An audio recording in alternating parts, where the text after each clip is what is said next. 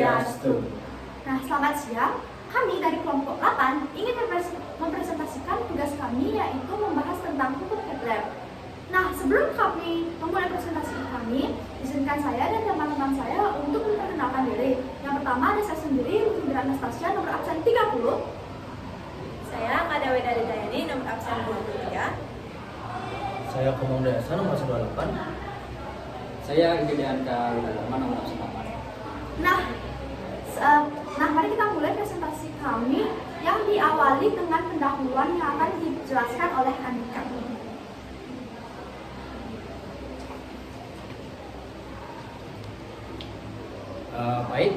Penemuan hukum Kepler dimulai ketika Johannes Kepler, seorang astronom Jerman yang bekerja sebagai asisten Tycho Brahe pada tahun 1597. Tycho adalah astronom yang terkenal yang sangat teliti dalam mengamati posisi planet-planet di langit.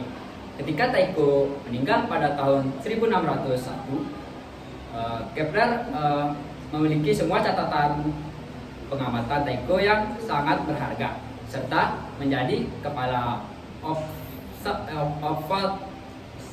observatorium dan matematika kerajaan. Kepler menggunakan catatan-catatan ini untuk mencoba memahami bagaimana planet-planet itu bergerak di tata surya. Pada masa itu ada beberapa teori tentang gerakan planet, seperti teori heliosentris yang mengatakan bahwa matahari adalah pusat tata surya, dan teori geosentris yang menyatakan bahwa bumi itu merupakan pusat tata surya. Kepler kemudian menemukan bahwa masalahnya adalah asumsi lama bahwa orbit planet berbentuk lingkaran. Kepler menyadari bahwa orbit planet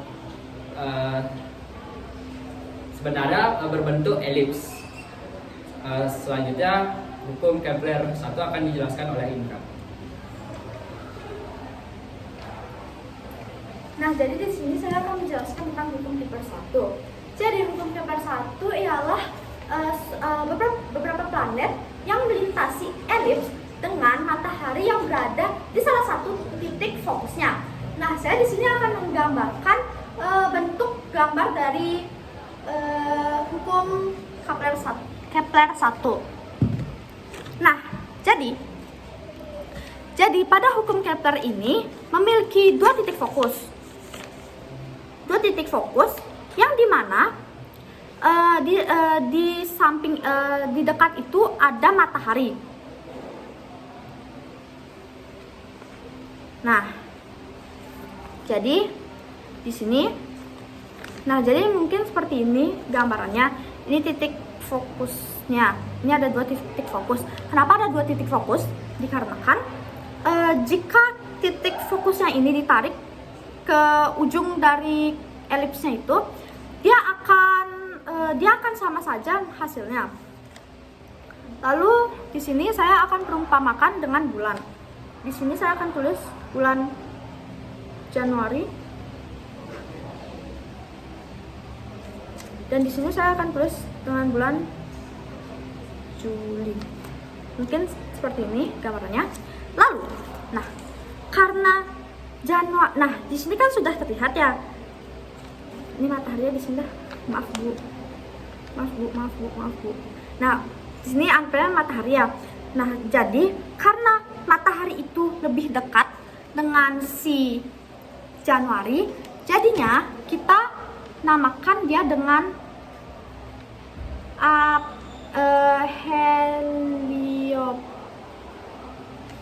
Dan Juli itu kita namakan dengan Helion. Nah, jadi Heliopon itu berarti dia dekat dengan matahari, sedangkan aphelion itu dia jauh dari matahari. Dan elips itu banyak orang yang keliru jika elips itu memiliki bentukan yang bulat atau lingkaran sempurna. Namun elips itu dia berbentuk lonjong ke samping, makanya jadi seperti ini. Jadi sekian tentang penjelasan tentang hukum 1 yang akan, dan selanjutnya saya dilanjutkan dengan hukum 2 yang akan dijelaskan dengan lebih banyak. Jadi selanjutnya ada hukum 2. Nah, hukum 2 ini berbunyi suatu garis khayal yang menghubungkan matahari dengan planet menyapu luas juring yang sama dalam kecepatan yang sama. Nah, hukum 2 ini menjelaskan tentang kecepatan planet yang dimana akan lambat ketika planet berada jauh dari titik matahari atau disebut sebagai titik aphelion, sedangkan planet akan bergerak cepat ketika berada di titik terdekat matahari atau yang disebut sebagai titik perihelion. Nah, selanjutnya akan dijelaskan hukum ketiga oleh Uda. Baik, di sini saya akan menjelaskan tentang hukum Kepler 3. Hukum Kepler 3 menjelaskan hubungan antara periode orbit sebuah planet dengan jarak rata-ratanya dari matahari. Sederhananya, semakin jauh jarak planet dari matahari, maka semakin lama waktu yang diperlukan planet tersebut untuk mengelilingi matahari. Contohnya, planet Neptunus yang jaraknya jauh dari matahari memiliki periode orbit yang jauh lebih lama dibandingkan planet Merkurius yang jaraknya dekat dengan matahari.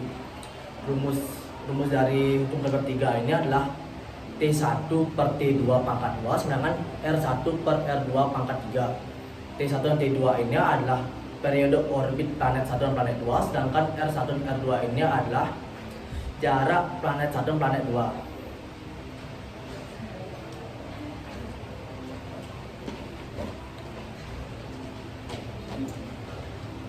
Jadi sekian presentasi dari kami tentang hukum Kepler.